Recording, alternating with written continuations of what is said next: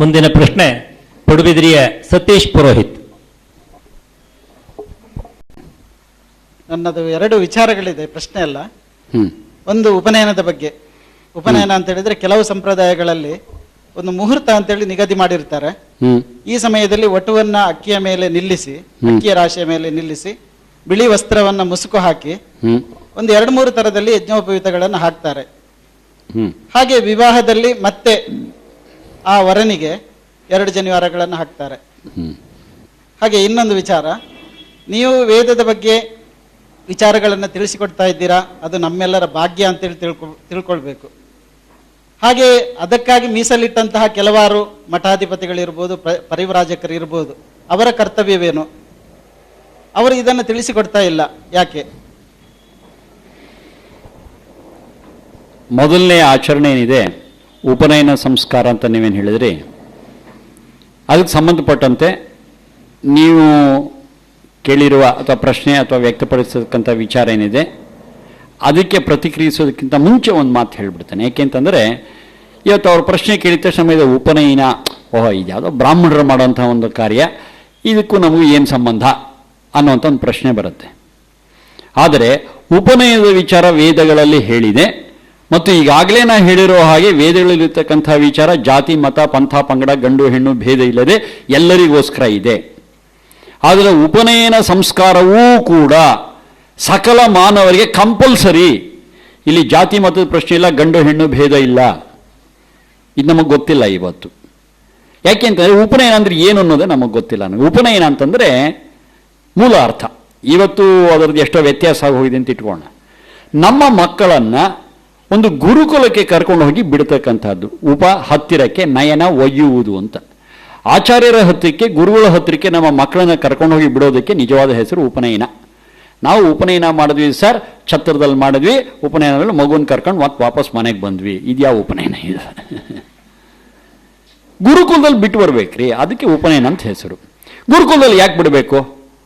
ಅವರಿಗೆ ಒಂದು ಶಿಕ್ಷಣ ಸಿಗಬೇಕು ಅಂತ ಹೇಳಿ. ಶಿಕ್ಷಣ ಯಾವುದೋ ಒಂದು ಜಾತಿಗೆ ಮೀಸಲ ಅಥವಾ ಗಂಡಿಗೆ ಮಾತ್ರ ಮೀಸಲ? ಶಿಕ್ಷಣ ಎಲ್ಲರಿಗೂ ಸಿಕ್ಕಬೇಕು. ಯಾವತ್ತಿನವರೆಗೂ ಸಮಾಜದಲ್ಲಿ ಎಲ್ಲರಿಗೂ ಶಿಕ್ಷಣ ಸಿಕ್ಕೋದಿಲ್ಲ, ಆವತ್ತಿನವರೆಗೂ ಸಮಾಜದಲ್ಲಿ ತೊಂದರೆ ಸಮಸ್ಯೆ ಇದ್ದೇ ಇರುತ್ತೆ.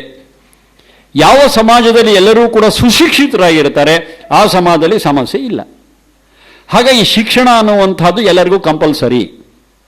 ಮತ್ತಿದು ಯಾವ ಶಿಕ್ಷಣ? ಇನ ABCD ಇದೊಂದು ದೊಡ್ಡ ಗಲಾಟೆ ನಮಗೆ. ಏನೂ ಅಲ್ಲ, ABCD ಅಲ್ಲ, ಹೆಬ್ಬೆಟ್ಟೆ ಇಟ್ಕೊಂಬಿಡಿ. ಜೀವನದಲ್ಲಿ ಹೇಗೆ ಬದುಕಬೇಕು ಈ ಶಿಕ್ಷಣ ಬೇಕು ನಮಗೆ. ಜೀವನ ಶಿಕ್ಷಣ. ನಮಗೆ ಅಕ್ಷರ ಗುಂಡಾಗಿ ಬರೆಯಕ್ಕೆ ಬರುತ್ತೆ, ABCD ಬರುತ್ತೆ, ಏನೂ ಬರುತ್ತೆ. ಜೀವನದಲ್ಲಿ ಪ್ರಾಮಾಣಿಕತೆ ಇಲ್ಲ, ಭ್ರಷ್ಟ. ಏನು ಮಾಡೋಣ? ಯೋಚನೆ ಮಾಡಿ. ಇವತ್ತು ಅಕ್ಷರಸ್ಥರು ಬೇಕಾದಷ್ಟು ಜನ ಇದ್ದಾರೆ, ಪದವೀಧರು ಬೇಕಾದಷ್ಟು ಇದ್ದಾರೆ, ಅಧಿಕಾರಿಗಳು ಕೂತಿರ್ತಕ್ಕಂಥವ್ರು ಬೇಕಾದಷ್ಟು ಜನ ಇದ್ದಾರೆ. ಎಲ್ಲೋ ಕೆಲವ್ರನ್ನ ಬಿಟ್ಟರೆ ಮಿಕ್ಕವರೆಲ್ಲ ಭ್ರಷ್ಟ ಅಧಿಕಾರಿಗಳು, ಹೌದಲ್ವ ಹೇಳಿ? ಹಾಗಾದ್ರೆ ಇವರು ಕಲ್ತಿದ್ದೇನೋ? ಅಕ್ಷರ ಕಲಿತರು, ಜೀವನಕ್ಕೆ ಬೇಕಾದ ಪ್ರಾಮಾಣಿಕತೆ ಕಲ್ತರ? ಕಲೀಲಿಲ್ಲ. ಈ ಶಿಕ್ಷಣ ಅಲ್ಲ ನಾ ಹೇಳ್ತಾ ಇರ್ತಕ್ಕಂಥ ಜೀವನ ಶಿಕ್ಷಣ. ಜೀವನ ಶಿಕ್ಷಣ ಪ್ರತಿಯೊಬ್ಬ ವ್ಯಕ್ತಿಗೂ ಬೇಕು. ಬಾಲ್ಯಕಾಲದಲ್ಲಿ ಅದು ಸಿಗಬೇಕು. ಅದಕ್ಕೆ ಅವನು ಗುರುಕುಲಕ್ಕೆ ಕರ್ಕೊಂಡು ಹೋಗಿ ಬಿಡತಕ್ಕಂಥದ್ದು ನಿಜವಾದ ಉಪನಯನ.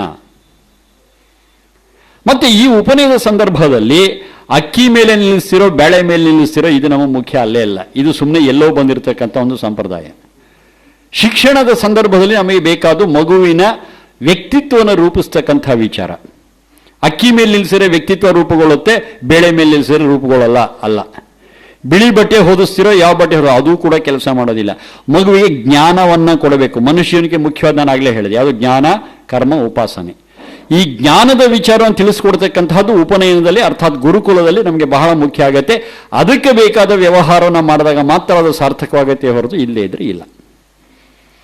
ಇನ್ನು ವಿವಾಹ ಸಂದರ್ಭದಲ್ಲಿ ಆರೆಳೆ ಹಾಕ್ತಕ್ಕಂಥದ್ದು, ಇದು ಕೂಡ ಒಂದು ದುಷ್ಟ ಸಂಪ್ರದಾಯ.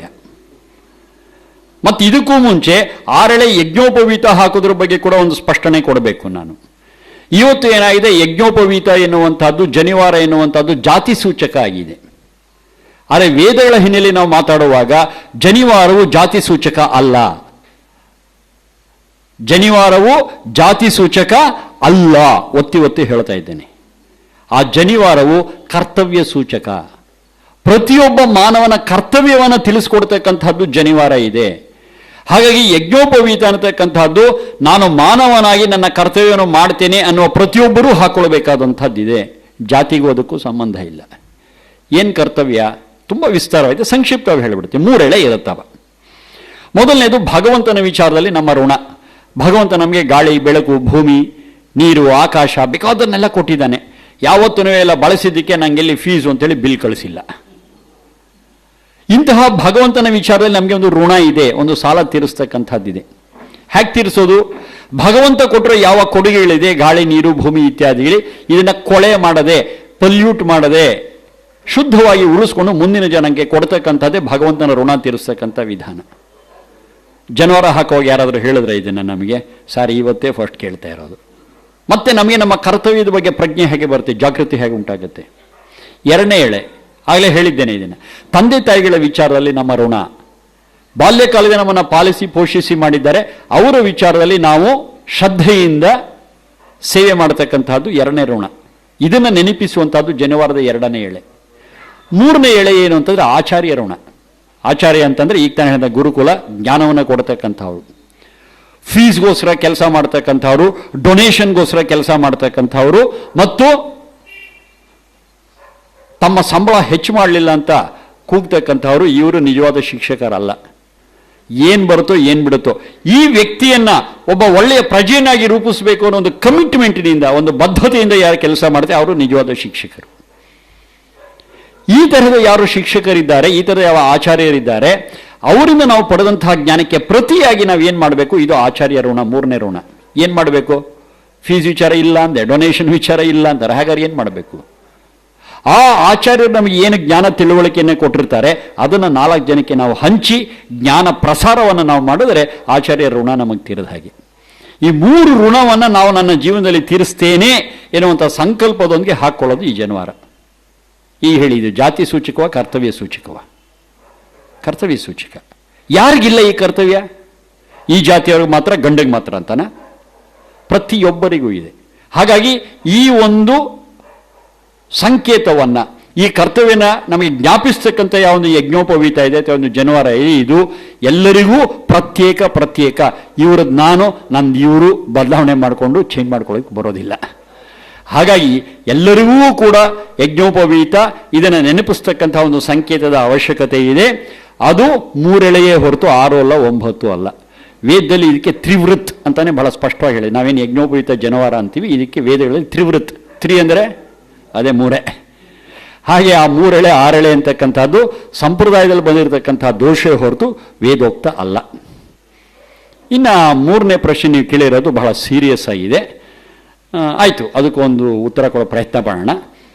ಈ ವಿಚಾರ ನಮಗೆ ತಿಳಿಸಿಕೊಡಬೇಕಾದಂಥ ಮಠಾಧಿಪತಿಗಳು, ಪೀಠಾಧಿಪತಿಗಳು, ಪರಿವ್ರಾಜಕರು ಏನು ಮಾಡ್ತಾ ಇದ್ದಾರೆ? ಯಾರ ಬಗ್ಗೆ ಕಾಮೆಂಟ್ ಮಾಡೋದು ನನ್ನ ಉದ್ದೇಶ ಇಲ್ಲ, ಅಥವಾ ಯಾರ ಬಗ್ಗೆ ಒಂದು ಟೀಕೆ ಟಿಪ್ಪಣಿ ಮಾಡ್ತಕ್ಕಂಥದ್ದು ನನ್ನ ಉದ್ದೇಶ ಇಲ್ಲ. ಇದು ಮೊದಲು ಸ್ಪಷ್ಟಪಡಿಸ್ಬಿಡ್ತೇನೆ. ಯಾಕೆಂದರೆ ಮುಂದೆ ಹೇಳುವಂಥ ವಿಚಾರ ಸತ್ಯ, ಒಮ್ಮೊಮ್ಮೆ ಸತ್ಯ ಕಹಿಯಾಗಿರುತ್ತೆ. ಅದಕ್ಕೋಸ್ಕರ ವೇದಗಳು ಹೇಳ್ತಕ್ಕಂಥ ಯಾವ ಪರಿವ್ರಾಜಕ ಅಥವಾ ಮಠಾಧಿಪತಿಗಳಿದ್ದಾರೆ, ವೇದ ಹೇಳ್ತಕ್ಕಂಥದ್ದು ಮಠಾಧಿಪತಿ ಅಂತ ಕರೆಯಲ್ಲ, ಪರಿವ್ರಾಜಕ ಸನ್ಯಾಸಿಗಳಿದ್ದಾರೆ. ಮಠಾಧಿಪತಿ ಅನ್ನುವಂಥದ್ದು ವೇದ ಬಳಸೋದಿಲ್ಲ. ಸನ್ಯಾಸಿ ಅಥವಾ ಪರಿವ್ರಾಜಕ, ಅವರ ಕರ್ತವ್ಯವೇ ಜ್ಞಾನ ಪ್ರಸಾರ. ಬಹಳ ಸ್ಪಷ್ಟವಾಗಿದೆ. ಯಾರು ಜ್ಞಾನದ ಕಡೆಗೆ ಬರೋದಿಲ್ಲ ಅವರ ಬಳಿಗೆ ಹೋಗಿ ಜ್ಞಾನವನ್ನು ಹಂಚತಕ್ಕಂಥದ್ದು ಸನ್ಯಾಸಿಗಳ, ಪರಿವ್ರಾಜಕರ ಕರ್ತವ್ಯ. ಅದು ಎಲ್ಲೂ ಆಗಬಹುದು. ಹೀಗೆ ಜ್ಞಾನವನ್ನು ಪ್ರಸಾರ ಮಾಡ್ತಾ ಮನೆ ಮನೆಗೂ ತಲುಪಿಸ್ತಾ ಮನಕ್ಕೂ ತಲುಪಿಸೋದಕ್ಕೆ ಯಾರು ಅರಿತಾರೆ ಅವರು ನಿಜವಾದಂಥ ಸನ್ಯಾಸಿ, ಅವರು ನಿಜವಾದಂಥ ಪರಿವ್ರಾಜಕ. ಈ ರೀತಿ ತಿರುಗುತ್ತಾ ಎಲ್ಲ ಕಡೆಯೂ ಜ್ಞಾನ ಪ್ರಸಾರ ಮಾಡಬೇಕಂತ ವ್ಯಕ್ತಿಗೆ ಯಾವುದೇ ಗಂಟುಗಳು ಇರಬಾರ್ದು. ಗೊತ್ತಾಯಿತು ನಿಮಗೆ? ಒಂದು ಮಠ, ಒಂದು ಸಂಸ್ಥೆ, ಒಂದು ಸಂಸ್ಥಾನ, ಏನೇನೋ ಗಂಟುಗಳು ಹಾಕ್ಕೊಂಡು ಅದರ ಮಧ್ಯೆ ಕೂತ್ಕೊಂಡು ಕೆಲಸ ಮಾಡ್ತಕ್ಕಂಥವರು ವೇದಗಳ ಬೆಳಕಿನಲ್ಲಿ ಮೂಲತಃ ಸನ್ಯಾಸಿಗಳೇ ಅಲ್ಲ, ಪರಿವ್ರಾಜಕರೇ ಅಲ್ಲ. ಆ ರೀತಿ ಗಂಟುಗಳು ಹಾಕ್ಕೊಂಡು ಒಳ್ಳೆ ಕೆಲಸ ಇರಬಹುದು, ನಾನು ಇಲ್ಲ ಅಂತ ಹೇಳಿದೆ. ಒಂದು ವಿದ್ಯಾಲಯ ಮಾಡೋ ತಪ್ಪಲ್ಲ. ಒಂದು ಆಸ್ಪತ್ರೆ ಕಟ್ಟಿ ನಡೆಸೋ ತಪ್ಪಲ್ಲ. ಆದರೆ ಈ ಕರ್ತವ್ಯ ಪರಿವ್ರಾಜಕರಿಗಲ್ಲ ಇರೋದು. ಅದು ವಾನಪ್ರಸ್ಥಿಗಳಿಗೆ ಮತ್ತು ಗೃಹಸ್ಥರಿಗೆ ಇರತಕ್ಕಂಥ ಕರ್ತವ್ಯ. ಅವ್ರ ಡ್ಯೂಟಿ ಅವ್ರು ಮಾಡಬೇಕು, ಇವ್ರ ಡ್ಯೂಟಿ ಇವ್ರು ಮಾಡಬೇಕು. ಎಷ್ಟು ಇಂಪಾರ್ಟೆಂಟ್ ಅಂತ ಅರ್ಥ ಮಾಡ್ಕೊಳ್ಳಿ. ಸಾಮಾನ್ಯವಾಗಿ ಸನ್ಯಾಸಾಶ್ರಮ ಅಥವಾ ಪರಿವ್ರಾಜಕ ಅಂತ ಕರೆಯೋದು ಜೀವನದ ಕೊನೆ ಘಟ್ಟದಲ್ಲಿ ಅಥವಾ ಅಷ್ಟು ಪಕ್ವತೆ ಬಂದ ಮೇಲೆ. ಅವರಿಗೆ ಯಾವುದೇ ಥರದ ಗಂಟುಗಳಿಲ್ಲ, ಎಲ್ಲಿವರೆಗೆ ಹೆಂಡತಿ ಮಕ್ಕಳು ಅನ್ನೋ ಗಂಟು ಕೂಡ ಇರೋದಿಲ್ಲ. ಇದು ಒಬ್ಬ ಪರಿವ್ರಾಜಕ ಇಟ್ಕೊಳ್ಳಿ. ಒಬ್ಬ ದುಷ್ಟ ಇದ್ದಾನೆ, ನಾನೊಬ್ಬ ಗೃಹಸ್ಥ, ಹೆಂಡತಿ ಮಕ್ಕಳು ಎಲ್ಲ ಇರತಕ್ಕಂಥ ಅವನ ಹತ್ರ ಹೋಗಿದ್ದೇನೆ, ಏನೋ ಧೈರ್ಯ ಮಾಡಿ, ಅಯ್ಯ ನೀನು ಭ್ರಷ್ಟಾಚಾರಿ, ನೀನು ಭ್ರಷ್ಟತನ ಮಾಡ್ತಾ ಇದ್ದೀಯಾ, ದಯವಿಟ್ಟು ಈ ತರಹ ಮಾಡಬೇಡ, ನಿನಗೂ ಒಳ್ಳೇದಲ್ಲ, ಸಮಾಜಕ್ಕೂ ಒಳ್ಳೇದಲ್ಲ, ಏನೋ ನಾಲ್ಕು ಬುದ್ಧಿ ಮಾತು ಹೇಳೋದಕ್ಕೆ ಶುರು ಮಾಡ್ತೀನಿ. ಅವನು ಹೇಳ್ತಾನೆ, ಸ್ವಾಮಿ ಕೈ ಕಾಲು ನೆಟ್ಟಿರ್ಬೇಕಾ ಬೇಡೋ ನಿಮ್ಗೆ ಅಂತಾನೆ. ಈ ನನಗೇನಾಗತ್ತೆ ತಕ್ಷಣ, ಅಯ್ಯೋ ಹೆಂಡತಿ ಮಕ್ಳಿಗೆ ಜ್ಞಾಪಕ ಬಂದ್ಬಿಡ್ತಾರೆ, ಆಯ್ತಪ್ಪ ನೀನು ಹಣೆ ಬರ ಹೆಂಗಾರ ಮಾಡ್ಕೊತ ಬಂದ್ಬಿಡ್ತೀನಿ ನಾನು. ಅಲ್ಲಿಗೆ ಅವನ ಪರಿವರ್ತನೆ ವಿಚಾರ ಏನಾಯಿತು, ಅಲ್ಲೇ ನಿಂತು ಹೋಯ್ತು. ಯಾಕೆ? ಅದನ್ನ ಮಾಡಬೇಕಾದಂಥ ಸಂಪೂರ್ಣ ಶಕ್ತಿ ಸಾಮರ್ಥ್ಯ ಗೃಹಸ್ಥನಾದ ನನಗೆ ಇಲ್ಲ. ಯಾಕೆ? ಹೆಂಡತಿ ಮಕ್ಕಳಿಗೆ ನಾನು ನಂಬ್ಕೊಂಡಿರೋರು ಇದ್ದಾರೆ. ಅಲ್ಲೋ ನಾನು ಬುರುಡೆ ಓಡಿಸ್ಕೊಂಡ್ಬಿಟ್ರೆ ಇವ್ರನ್ನ ಯಾರು ನೋಡೋರು? ಹಾಗಾದ್ರೆ ಕೆಲಸ ಯಾರು ಮಾಡಬೇಕು? ಅಲ್ಲೇ ಸನ್ಯಾಸಿ ಬರೋದು, ಅಲ್ಲೇ ಪರಿವ್ರಾಜಕ ಬರೋದು. ಹೆಂಡ್ರಿಲ್ಲ ಮಕ್ಕಳಿಲ್ಲ, ಹೆಂಗೂ ಸಾಯ್ತೀನಿ, ಒಳ್ಳೆ ಕೆಲಸ ಮಾಡಿ ಸಾಯೋಣ. ನೀನು ಬುರುಡೆ ನೋಡಿ ಕೈ ಕಾಲನ ಕತ್ರ, ನೀನು ದುಷ್ಟ, ನೀನು ಸರೋಗ್ಬೇಕಷ್ಟೆ. ಈ ಪಟ್ಟು ಹಿಡಿದು ಕೂತ್ಕೊಳ್ಳೋದಕ್ಕೆ ಯಾರಿಗಾಗತ್ತೆ?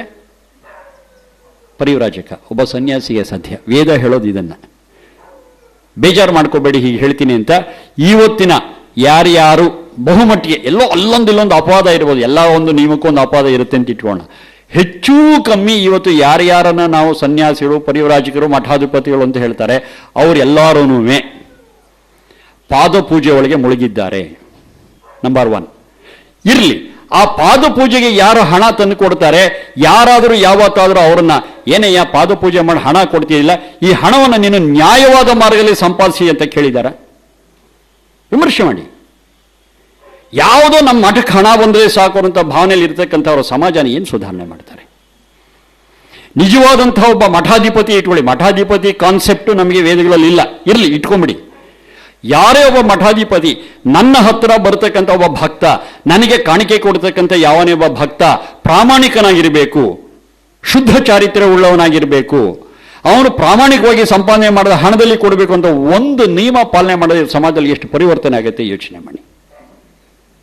ಯಾವತ್ತಿನವರೆಗೂ ಈ ರೀತಿ ಮಾಡೋದಿಲ್ಲ, ಆವತ್ತಿನವರೆಗೂ ಇವರೆಲ್ಲರೂ ಪರೋಕ್ಷವಾಗಿ ಸಮಾಜದಲ್ಲಿ ಅನ್ಯಾಯ ಅತ್ಯಾಚಾರ ನಡೆಯೋದಕ್ಕೆ ಕಾರಣ ಆಗಿರ್ತಾರೆ, ಅದರಲ್ಲೂ ಇವರು ಭಾಗಿಗಳಾಗಿರ್ತಾರೆ, ಪ್ರತ್ಯಕ್ಷ ಅಥವಾ ಪರೋಕ್ಷ. ಇದೊಂದು ಆತ್ಮವಿಮರ್ಶೆ ಮಾಡ್ಕೊಳ್ಬೇಕಂತ ವಿಚಾರ ಇದೆ. ಯಾರು? ಕಾವಿ ಹಾಕಿರೋರು ಮಾಡಬೇಕು, ಅವ್ರ ಕಾಲಿಗೆ ಬೀಳೋರು ಮಾಡಬೇಕು. ಯಾವಾಗ ನಾವು ಇದನ್ನು ನಾವು ಗಂಭೀರವಾಗಿ ಆಲೋಚನೆ, ಒಂದು ಆತ್ಮವಿಮರ್ಶೆ ಮಾಡಿಕೊಂಡು ಪ್ರಾಮಾಣಿಕವಾದ ಉತ್ತರ ನಮಗೆ ಸಿಕ್ಕುತ್ತೆ, ಆವಾಗ ಸಮಾಜದಲ್ಲಿ ಪರಿವರ್ತನೆ ಬರುತ್ತೆ. ಆ ಪರಿವರ್ತನೆ ಬರಲಿ ಅನ್ನೋ ಆಶಯವೇ ನಿಮ್ಮ ಪ್ರಶ್ನೆಯಲ್ಲೂ ಇದೆ, ನನ್ನ ಉತ್ತರದಲ್ಲೂ ಇದೆ.